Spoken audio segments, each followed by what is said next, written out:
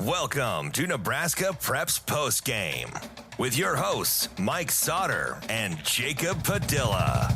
Hey everyone, welcome into Nebraska Preps Postgame, where we talk everything high school basketball and recap what happened last week. We're also going to look ahead to this week. There's some huge games this week. But we're going to start on the girls' side again this week because Omaha Westside beat Omaha North at Omaha North after losing to them previously, and they did it. It was phenomenal. Yeah. So let's run through the numbers. So the first meeting in the Metro Holiday Tournament, North won 73-44. Right. Westside shot 23% from the field, including 3 of 18 from 3, had 22 turnovers, and only had 14 defensive rebounds, while North had 19 offensive. So that was the first time they met. Yeah. They flipped that in a big way in this one. 86-82 was the final. And they led basically the whole way. They were up 11 at halftime. North cut it to 2 at the end of the third, right. And then Westside was able to stretch it back out, which is as impressive as anything, because once they get on a run, it starts to slip away, you think it's going to be tough for them to hold on to this. And Sonata Foster they did. Had a monster game. Yeah, that's one way to put it. The numbers on that. 30 points on 50% from the field. She hit a 3, went 13 of 14 from the foul line. Also grabbed 23 rebounds, including 7 on the offensive end. Had 4 assists, 2 blocks, and a steal. Yeah, the rebound thing. 30 and 23, Mike. 20. Yeah, 30 and 23, and she was 13 of 14 from the free throw line. Against that North team. Right. Like, they've got some athletes up there. They typically rebound really well. And, again, they crush them on the glass in the first game. Yeah. So. And I will say they only gave up 15 turnovers too, which is kind of a lot. Yeah, or not that much. Yeah, compared to the way North plays and what they typically do to people, and the way it went the first time. Right. And this Westside shot 56% from the field, went 8 of 18 from 3, 22 of 29 from the line. Compared to North, they missed 10 free throws. They went 16 of 26. So 4-point loss. There's the 6-point difference at the free throw line. Well, there you go. But they also had 36 rebounds. To 28. And including 9 off. So they held their own much better on that end, and they made shots, and they took care of the ball better. And a little more balance. Yeah, I was talking about. Yeah, they did a good job of breaking the press and then attacking. That's how you get in the 80s there against North, because typically they're going to speed you up. They're going to force some turnovers. They're going to force you into some bad shots. I think Westside did a good job of breaking it and getting into the paint. And not necessarily taking quick shots, but getting to the rim and getting easy shots against the press once you break the traps. Even for North, Justine had 29-7. Yeah. That's an amazing game. 25 for former Warrior, Himaya Jo Matoyer. But, Sonata Foster's 30 and 23 really overshadowed. It was a 29-7 game, which is fantastic. And she was fantastic, but it was everybody else too. Real balanced scoring. Jaya Freeman, 17 points, 8 assists. Elise Peterson, 16 points, 5 rebounds. Garen Kay, 12 points, 3 steals. Kendall Davis, 11 points, 4 rebounds. So it was everybody contributing. Mm-hmm. Yeah, 15 turnovers to 13 turnovers for North. And just what I was saying, like you said, broke the press, did a good job of just keeping going after it and not just pulling back. So that's something new. So that was and Westside's defense on Tanai Wilson-Smith. Matters. Fantastic. Yeah, she only had 5 in that game, and that's well below her average. So. Yeah, and she's a really good player. She's the one that swung the game against Lincoln North Star in their place, especially on the glass. And so really impressive performance from Westside. And, we talk about on the boys' side how everybody can be beat. Just showed right there as much pub as Omaha North and as good as rightfully they are, so, yeah. And they've earned that. But you got to show up every single night, and especially in that one, it's kind of There's a little bit of Warriors were obviously fired up with That's what happened before last time. So whatever. I will say one other girls basketball on that side was down there at Lincoln North Star's senior day win over Bellevue West, and I wrote about that game. I encourage you to go check it out because just really emotional game for Coach Tommy Johnson. Well, that group of seniors really has been and that's what I wrote about. You can listen to like his full quote or read his full quotes in the story itself. But I walked back there to talk to him after the game, and they were walking in the locker room, and he turned around. And he was just in tears, like he had broken down, just thinking about those seniors and what they've meant to the program and what they meant to him. He took over the year before the seniors got there, and I think they won 4 games that year. Yeah. And he said, like, hey, Annie Lou and Kendall Anderson, they sat there, watched those games that entire year as we got wrecked, and still decided to come to North Star. And those two were double-digit scores from day one, 4-year starters for them, and now they're leading the way for a really, really good team that will, again, very much have a chance to win the whole thing. So glad I was there. Just kind of a human moment in the midst of a great season for North Star. So go check that out on nebpreps.com. Yeah, and then I was at Southwest, Millard West Southwest. Wasn't a aesthetically pleasing game, I guess you could say, right? But Millard West came away with the win, and 2 teams that'll be right there in the mix, kind of for making it to state in Class A down the road. So, yeah. All right, move on to the boys' side in Class A. I was going to say the only other girls' game you might want to mention would be the Purdue and Oakland-Craig. But I had that for later once we got into Pender, Oakland-Craig came down to But we'll get to that later. Correct, yes. Yeah. We'll tee you up for your both sides on the Fort Kearney conference tournament championships you were at. Yes. So we'll get to that as well. But it's called a tease in the business. Correct. But we'll continue with Class A because a lot of action. Well, so we talked about, okay, things are starting to solidify. Like, okay, we've got some teams rising up, and after last week, it's like, nope, it goes right back to what we thought going into the season. Nobody's untouchable. You got to show up every single night because as good as Southwest had been looking, they looked mortal this week. Took a loss, had a close win against a team that they probably should have handled a little bit better based on how they had been playing. And so we had some crazy results, and it's right back to, it's any given night, games could go. I will say this with the Southwest. So North Star, we're talking. Let's rewind back to Tuesday last week. So North Star loses at Central by a lot, 20, and then Southwest loses at Prep on the same night last Tuesday, a week ago. They also came off of a pretty kind of emotional, grueling week of 3 games in a row, and really only had like the one day of prep on Monday to play that game on Tuesday. Yeah. It's kind of, the schedule didn't really do them any favors with that. But it's also one of those things where, like, if you make it to the state tournament, you have 3 games in 4 days. So you kind of, it's one of those things. But so they were due.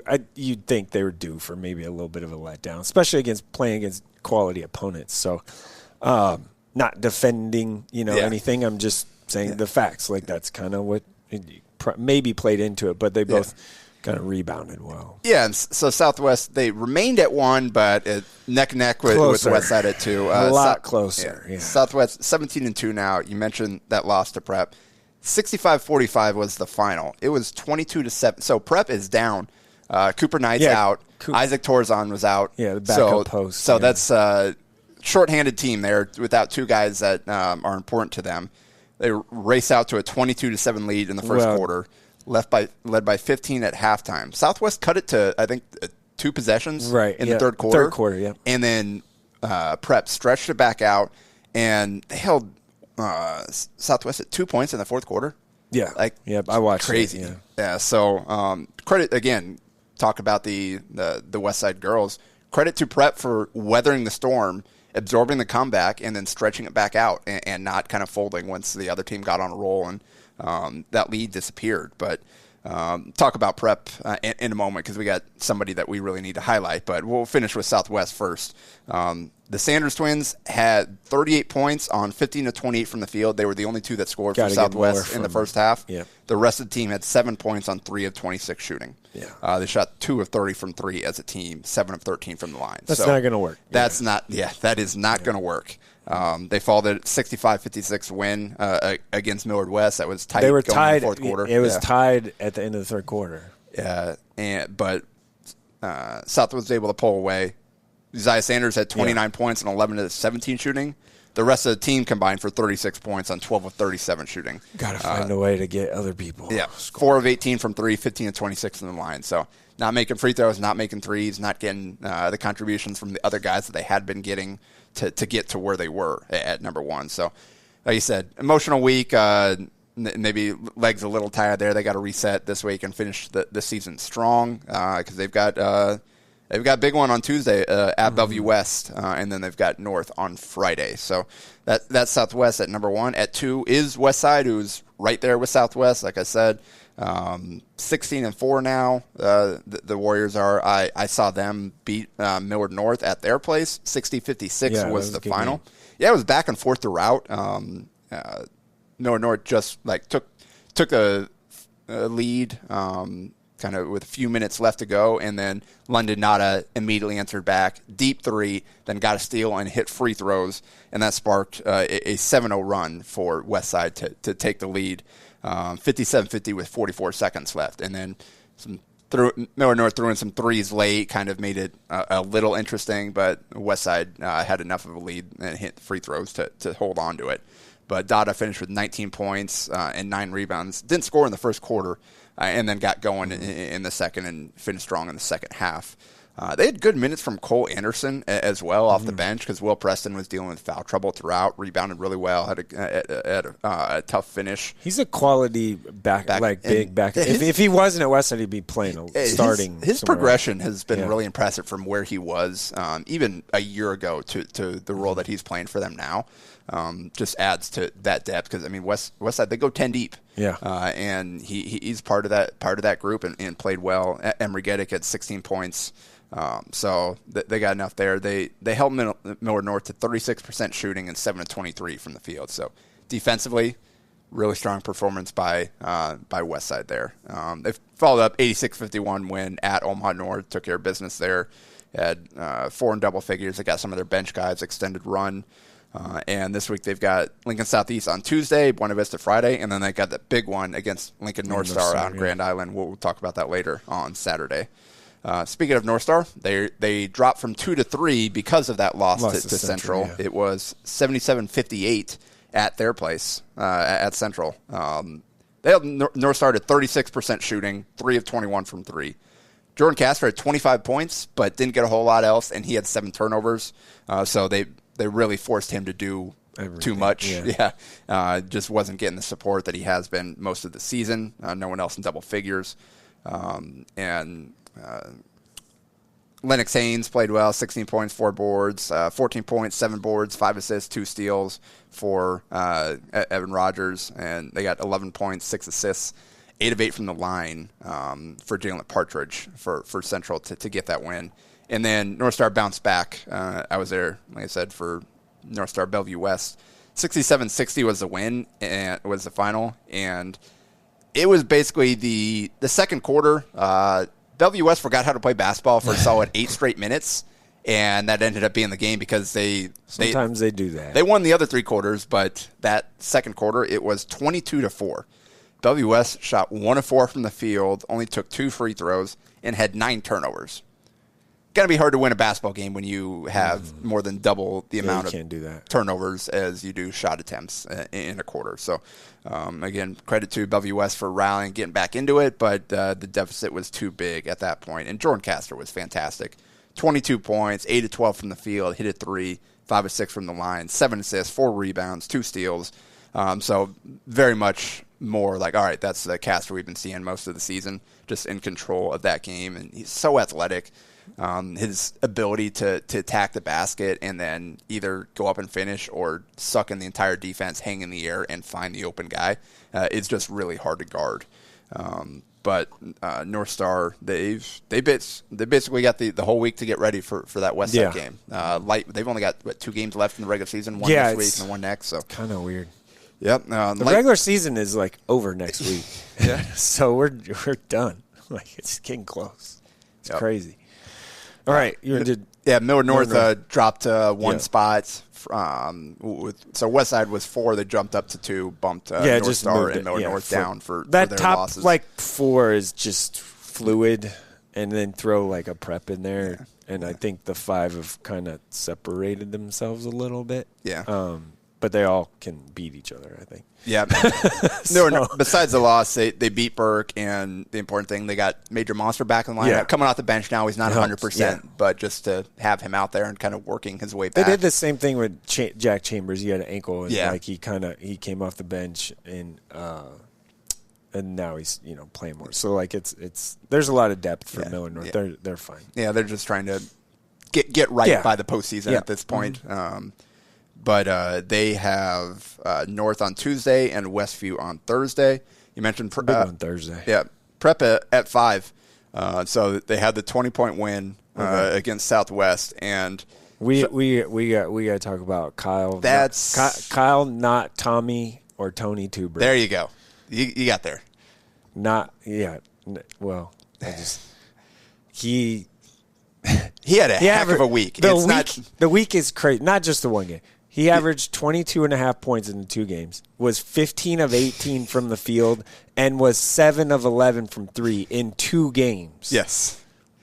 That's incredible. Is that good? Yeah. So against, good teams. It's not. And against Southwest, not only was he scoring, he had 11 rebounds, too. 23 points, 11 rebounds, 2 assists, 2 steals, 80% shooting, hit 4 threes. Hit all his free throws. He had a double-double from Ivan Bamazi, too. 13 points, 10 rebounds, 4 assists, 2 blocks. 11 points, 5 assists from Torrin Carter-Brown. But, yeah, Tubrick was absolutely the story of that show. And he was the reason they had that big lead at the end of the first quarter. He just went off. And he's a guy that's played off the bench all season long. He's had a few games here and there where maybe hit double figures, but wasn't necessarily a guy that they've been relying on outside of for some spot minutes here and there. And just when the team needed it most, they're down a key piece in Knight. And, again, Torzon, too, is a source that can be some offense for them and just another look. And so he stepped up huge because they followed up with a 70-59 win at Lincoln Southeast on Saturday. They were down 5 at the half and outscored them 37-21 in the second half. They put 5 in double figures, but again, Tubrick led the way. 22 points, 6 boards, only missed 1 shot, hit all 5 of his threes. Just crazy week for him. They got 13 points, 8 rebounds, 3 assists for Max Jungers, 12 points for Connor Peters, another double-double for Bermonzi with 12 points, 11 boards, and then 11 points, 8 assists for Carter Brown. Shot 61% from the field, hit 10 threes. Brett did against Southeast. So, they huge week for Kyle Tubrick, and that's what you need to be a really good team. Is sometimes you're either you're going to be down a man, or maybe your best players aren't just totally feeling it in that game, and you got somebody that comes out of nowhere. Just destroys the scouting report and leads you to a win. And Prep obviously did that this week twice. Now it's something you're going to have to really focus on that you didn't have to before if you watched them play or played against them before heading down to postseason here. Yeah. And then what does that open up again for a guy like Jungers and Carter Brown? So correct. This week, Prep has their annual rivalry game with Rockhurst. It's at Prep this year. Yeah, hosting it this year. Did weather cancel that last year? I think sometimes weather cancels that thing all the time. It's. I feel like it's every other year. It's on the schedule every year. It's not necessarily played every year because if it's in the winter and they're not gonna risk trying to drive up here or drive down there. But the weather looks great this week, so they should be able to play that on Saturday. So that's their only game this week. I mentioned Bellevue West saw them lose to out at North Star. They had 17 points from Braden Morrow, 14 from Bryce Johnson, but they bounced back 62-35 win at Kearney. A couple guys in double figures, really balanced performance there. Obviously, defensively, was the story for them, that one. And they've got the big one again with Lincoln Southwest on Tuesday and then Bellevue East on Friday. The game could be fast. Yeah, that'll be fun with those guards going at each other. Yeah. But at number 7, Papio South on a heater. Yep, they're 11-5 now. They've won 7 of their last 8. Had a light week, but they took advantage of it. 75-51 against Norfolk. He had 21, 5, and 4 assists from Levi Webb and Brady Alderson. 18 points, 6 steals, 5 assists for them as well. And then they held Bellevue East to 27 points and a 51-27 win. They won despite shooting 37% from the field because, again, they gave up 27 points. So showing they can get it done with their defense there. Yeah. They've got at Lincoln High on Tuesday, which that's a tricky game. Yeah. For, like you said, and then team that's been playing well. And that's, I mean, the wild card, I think with this last week's of results, Papillion South jumped ahead of Lincoln High in wild card standings and in line to potentially host a district now. So we'll see if that continues. That'll be a big win for both teams, or big game for both teams. They're one of those teams that, like, if they're a 2, you don't want them in your, like, there's a couple of those in that group that, like, the 2s here are very capable. Yeah. Which, that's how it should be. I mean, that's what they're built for, is the wild card points. So I do feel good about what we've said all year, the balance. Yeah, Papillion South is 7, so they would host and Lincoln High 8, if it ended today. Lincoln High is 8, Central is 9, Papillion-La Vista and Central are tied at 9. Southeast is 11, Westview is 12, Lincoln East is playing well, and they're 13. Like, you have, if those are your top 2 seeds, Millard South's in there, like, at 14. Might have a tricky 3 seed or 2. Guess what I mean? Like, it's going to be tough. Yeah. We had time to break all that down, but anyway, go ahead. Yeah, Papio is up to 8. They're 12-8 now. I saw them beat Lincoln Southeast 67-62, and it's just a well balanced. They had everybody playing well, and that's kind of when Papio is tricky, when you've got DeMarcus McCarty and Sam Boudreau both hitting shots. You've got Cedric Williams making plays. You got Bryce Vignes going to work inside. And they shot 50% from the field, went 9-20 from 3 against Southeast. Got all 4 of those guys that I mentioned in double figures. So strong performance for them, winning that at home, and then they smacked Freeman 71-24. So they've got Benson and Burke this week, Tuesday, Friday. Yeah. They got a chance. I mean, they have a chance to finish the season with 8 straight wins. Yep. So if you just look at records and stuff, they have a chance to finish the season with 8 straight. Coming on strong at the end for the team that I said at the beginning of the year would be my dark horse. Yep. So and I'm back in the form after a tough early schedule. Took some losses, but probably made them better for it in the long run. Right. Yeah. Central back in at 9 after the win over Lincoln North Star. Lincoln Southeast after an 0-2 week dropped down to 10. And then Westview fell back out because Lincoln East smacked them 64-42. They got 20 from Bryson Windhorst. East did in that one, and 4 others with 10 or more points. So, go ahead. No, so Westview still receiving a vote or 2 hanging in there, but right back out. As we need to maybe kind of keep an eye on Lincoln East here, like a little bit. Like they're physical, well coached, old, like. Some of these districts are going to be tricky. Yeah, that's a team that keep an eye on them of making a little noise here coming up down the stretch. Is all I'm saying. Yeah, they get Westside. They play at Westside on the 19th to finish next Thursday. Remember that was in the AB tournament. That was a tricky game. Westside they got 35 or whatever from London Dada to kind of escape with that one. So. Yeah, They started the year with them, and then now they. Finished the year. Yeah. So that kind of wraps up Class A. Let's dive into Class B quick, where there's the only change in the top 10 this week was Wahoo and Gretna East flipped. Wahoo beat Crete 63-42, so better impressive win there. Yeah. I mean, neck and neck, but outside of that, everything else remained the same. But we've got some big games this week, obviously. Just a few.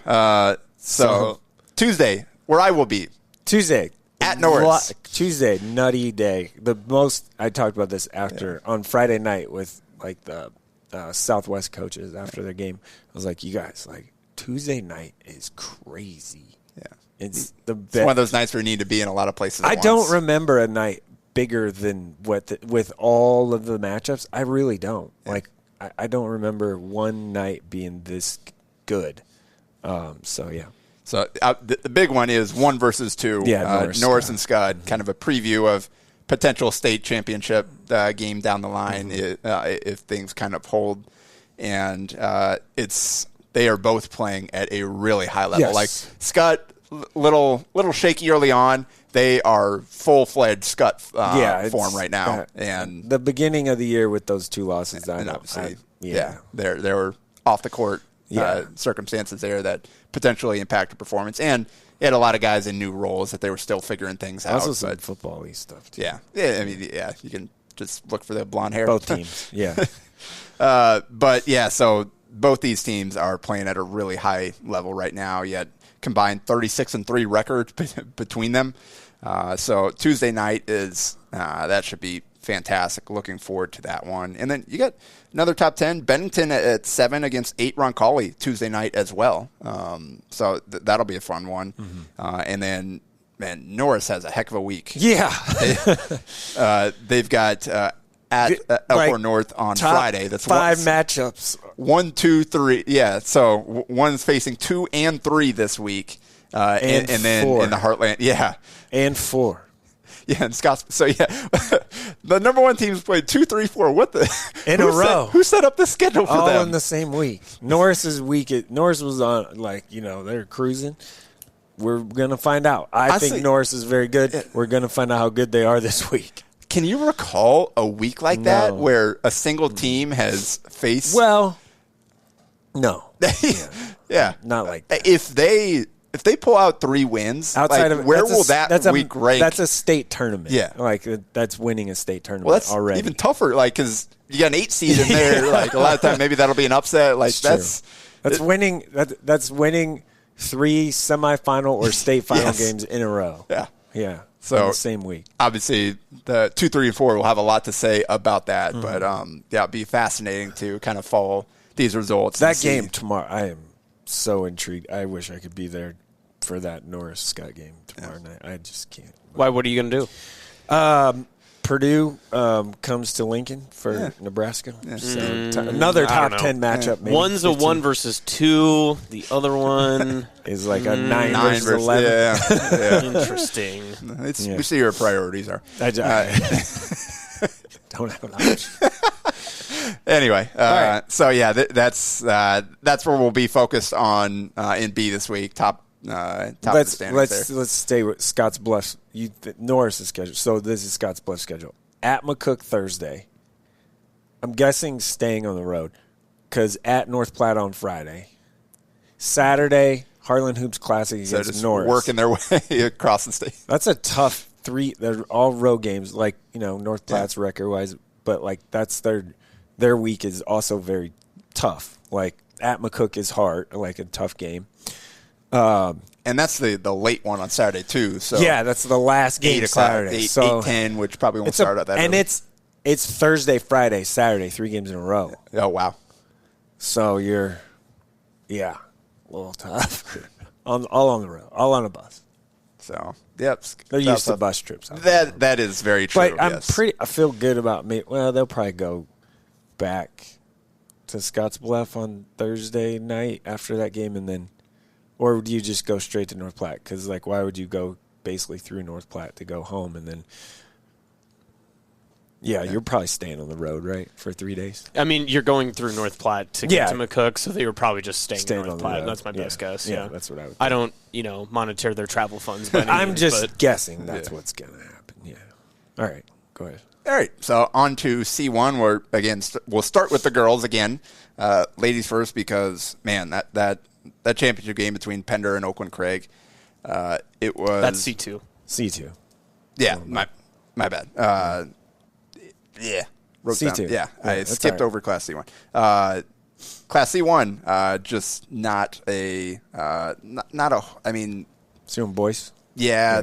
Cozad jumped ahead of GICC because the Crusaders took a 36-35 loss to Gothenburg, who... Good week back in the top 10. They are at number 9 after receiving votes. But congrats to Oliver Davis, went over 1,000 for Cozad. And then the other noteworthy result, it's C1 and C2 combined here, is the game that Austin was at. Concordia 54, Bergen Catholic 44, and it was not that close. Yeah, it was just all Concordia. They were just healthy at the exact right time. And it was the first time since I saw Bergen since the state tournament last year. Gavin Baker was completely shut down. I mean, there was just nothing that was getting inlet passes or anything there. That just it just wasn't going to be his day. And then they just couldn't hit an outside shot. So Concordia took advantage. And, of course, you got McCafferty going off, and then Koulis that's also hitting his shots too. If you get two guys that get over 20 points for Concordia, it's a pretty good recipe for success, especially on senior night. Yeah, Baker 4 points on 1 of 10 shooting. To your point, they shot 27% from the field and had 16 turnovers. Trey Mooney had 21, but they weren't able to really get anybody else going. And you mentioned McCafferty and Koulis. Those are the two guys that have been out for them. That's why they had the tough week previously. We were wondering how healthy are they going to be? Are they going to be able to go? To play, yeah. And they not only did they play, but they scored as many points as Bergen did. Just the two of them. They're a lot different without those guys. Obviously. And that's one of McCafferty's best performances at Concordia. So he picked a great time for it to hand Bergen its first loss. Yeah, 7 3-pointers on your final regular season home game. That's a pretty good way to go out. Yep, 24 points. Koulis added 20. But talk to me about the fish.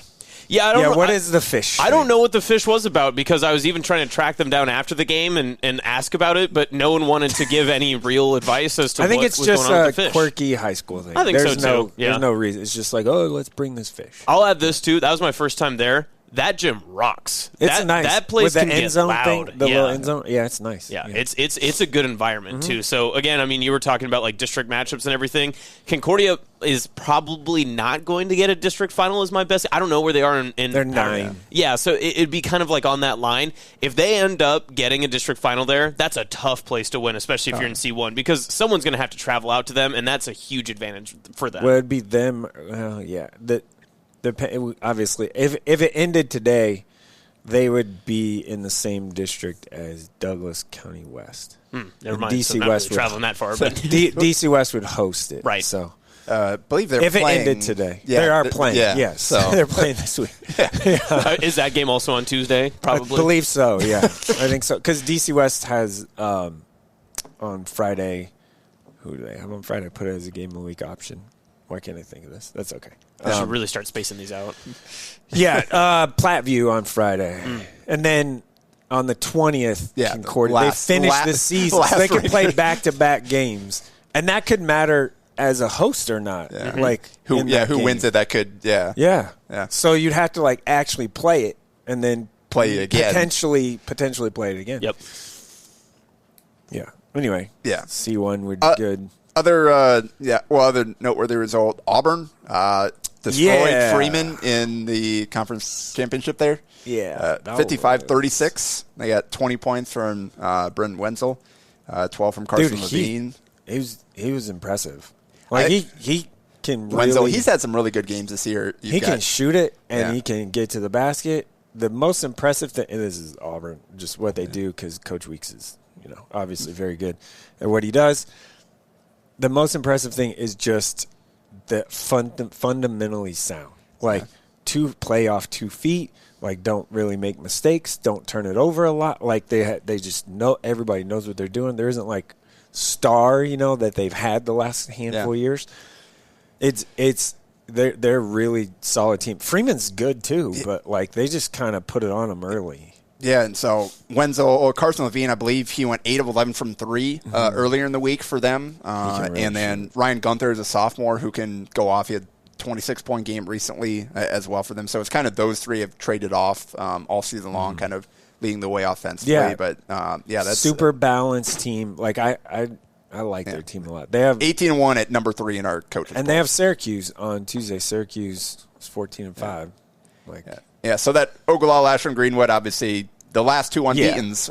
We'll talk about why in a second. But Auburn right there, they've got 1 loss at number 3 in C1. So C1 should be fun again as we head to the postseason. That was to Plattsmouth early in December, which Plattsmouth, hey, they're over 500, 10-9, not bad. They almost Plattsmouth almost beat Ashland. Yeah. It was close. Yeah, so, it was 1-point game, and then Mose hit a kind of dagger 3 to seal it there.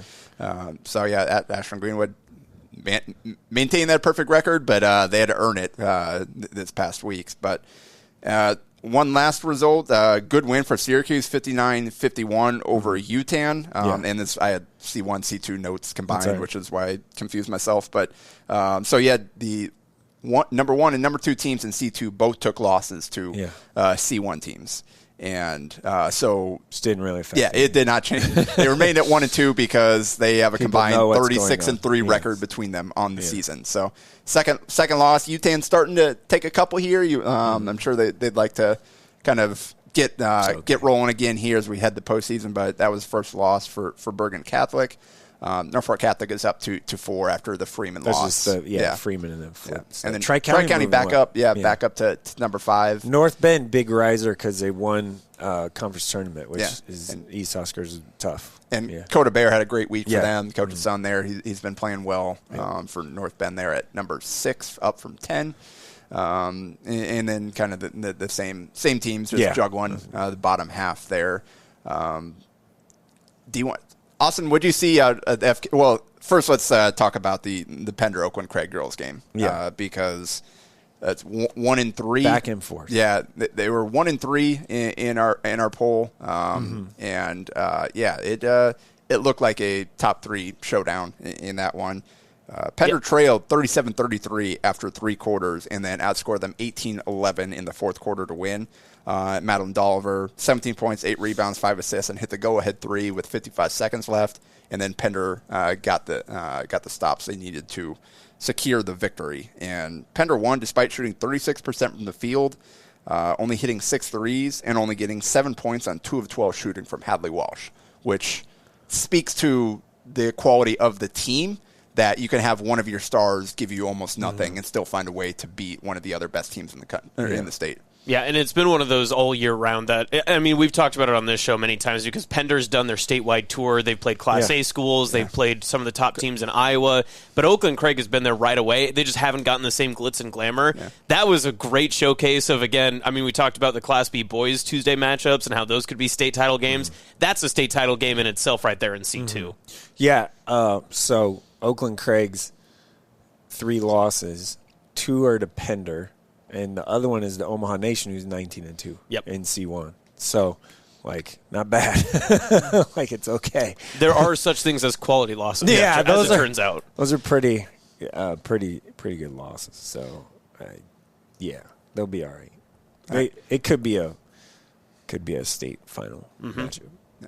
Austin, what did you see out in Kearney? I was very impressed by the, how do I put this, tenacity of defense in the girls' FKC final. Elm Creek was able to get the win. Kendall Cavaney is a fantastic ball player. She's a great point guard and being able to kind of distribute and find out where the team needs the ball to go. She's usually their primary scorer. She didn't hit a field goal in the first half. It was 14-14 at half against Overton. And then the second half, she dished out all 8 of her entire contest assists and was able to kind of get some help in the fourth quarter. That felt good to be able to see some of those teams. I thought Overton's going to be maybe some trouble on the girls' side when it comes to sub-district or district finals. But the boys' side, the Overton boys, I think, have been well overlooked in the class because, and I know D1's kind of wide open as it looks right now. They jumped up 4 spots in the coaches poll after their FKC run. They ended Amherst's 5-year tenure as FKC champions as well. And they just, it was a back and forth game. Gavin Davis for Amherst had 27 points, I believe, but Brock McCarter was phenomenal. He had 4 blocks in the game, had 18 points, and he had one of these crazy reverse jams that, of course, my phone was down in the one time that I could have gotten a great visual of it. But he is outwardly probably the best overall athlete in that area and decidedly in that tournament as well. It definitely showed. I think Overton is definitely a team that people need to be on the lookout for. Yeah, and I highlighted him last week in the shoutouts at the 28-16 9-4 game. So I was going to ask you, getting to see him in person, kind of what he looked like. And sounds like he's going to be a problem for that class. If you don't have size underneath to contend with him, there's not much that you can do. Amherst did have the size, and Amherst is, in our computer rankings, they were 17 last week, so there was quite a gap between the two. But McCarter's ability to just shot block and just provide basically any sense of security when you're just trying to shoot underneath, there's none when he's in the lane. I mean, he is just a shot blocker, and he can deflect anywhere in any angle. He's a fantastic defender, and he's going to cause a lot of trouble at state. Yeah. And so Overton up from 8-4, I believe. Behind the top three remain the same. For North Platte, St. Pat is there at 3. Ben Hyriggs as a junior went over 1,000 career points in their game against Cambridge.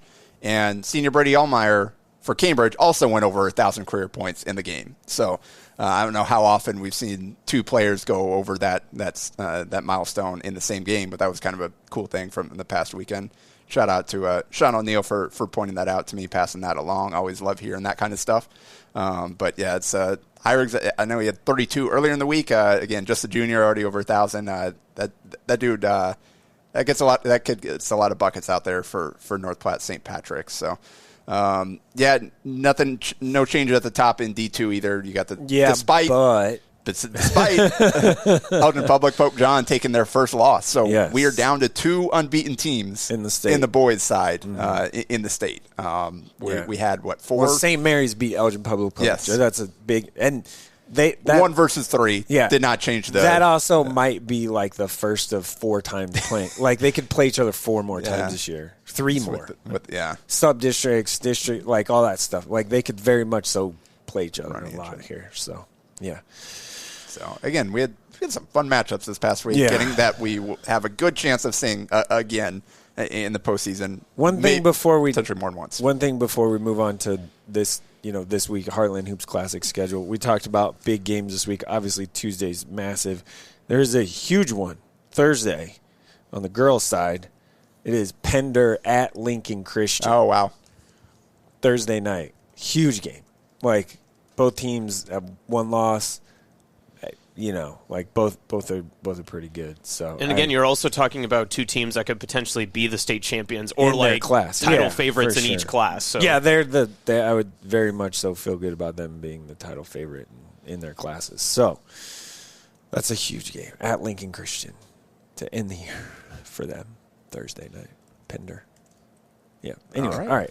Yeah. Moving on to the Heartland Hoops Classic. Yeah. So obviously Tino Martinez does a great job with this every year. No import teams this year. We don't have any prep powerhouses coming this year. It's all Nebraska versus Nebraska, and you've got some fantastic matchups. Yeah, really good. Just starting in the morning, Wallace Grand Island Lutheran.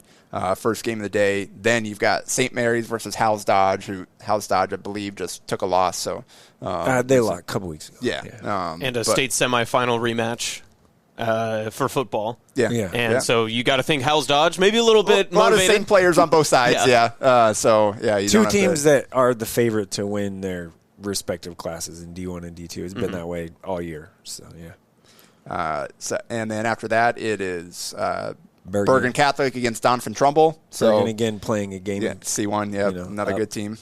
And Donovan Trumbull is a team that played a close game at Concordia earlier in the year. So comparable teams, so we'll see what Bergen does to bounce back.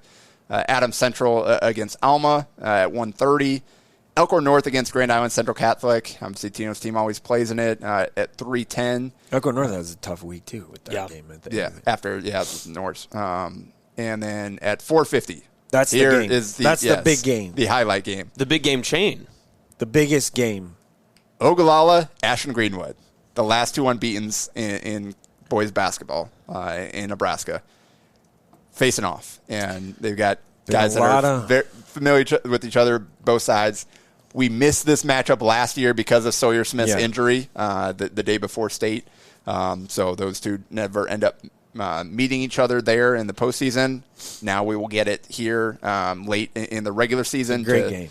To kind of get us, again, potential state championship preview, depending on how the brackets work out and everything. This is your classic styles make fights. And oh boy, yeah. Like different styles. Ashland Greenwood makes you play in the half court. Ogallala has no interest in doing that. So it'll be fun to see kind of who dictates the style of play in this game. It's also one of those unique environments, too, that this isn't going to be at one true home site. It is a true neutral site. It could be, it could be a little, like, calmer, quieter, because generally there's just casual fan, that show up to this. So that piece will be interesting. There isn't, like, student sections, and, it's generally not loud. I'm guessing, though, there'll be some people from both sides coming for that. So, and there might be little student section areas, but it's just such a bigger place, so it's a little different. It's a great game. Like, I am so intrigued.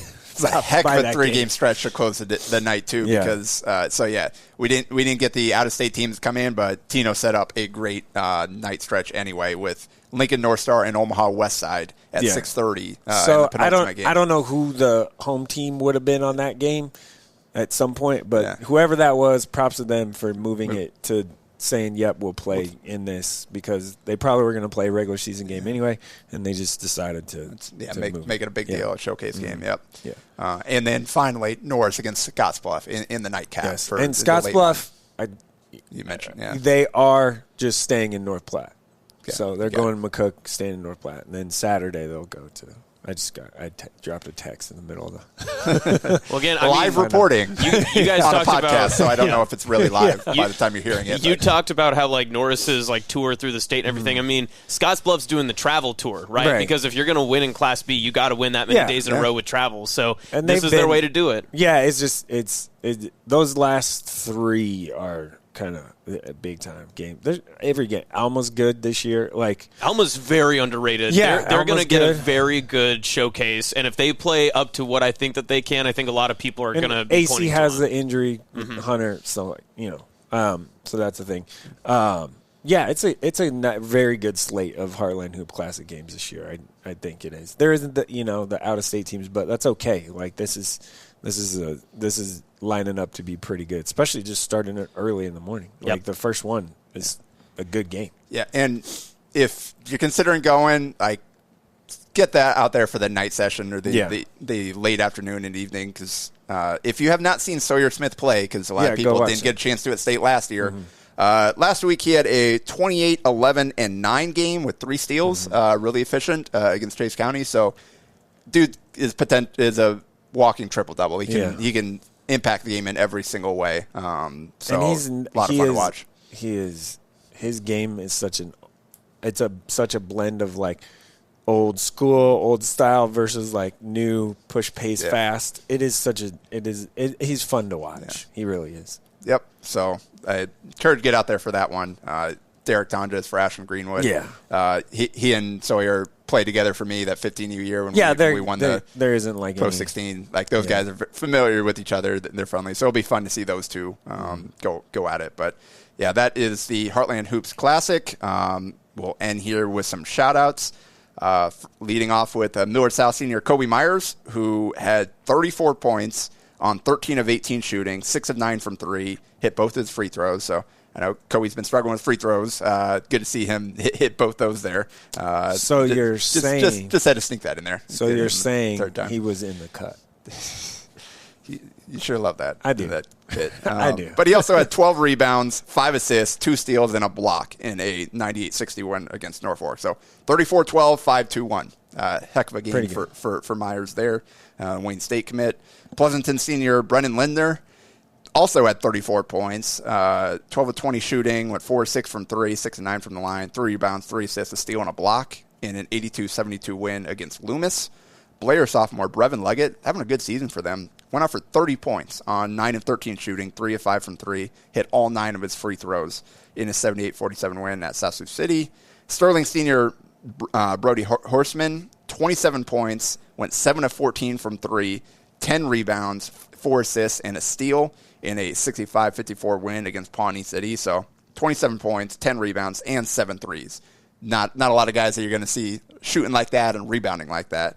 And then finally, speaking of rebounding, Omaha Benson senior Gonar Bomach had in 2 wins this week, 28 points, 12 of 19 from the field, 3 of 4 from the line, 11 rebounds, 7 steals, 3 assists, and a block in a 75-45 win against Grand Island. Followed up with 27 points on 9 of 18 from the field, 4 of 10 from 3, 5 of 5 from the line, 12 rebounds, 5 blocks, 2 assists, and a steal in a 71-54 win at Columbus. And that's a good win for Benson there. Yeah, it is. All right, that'll do it for Nebraska Preps Postgame this week.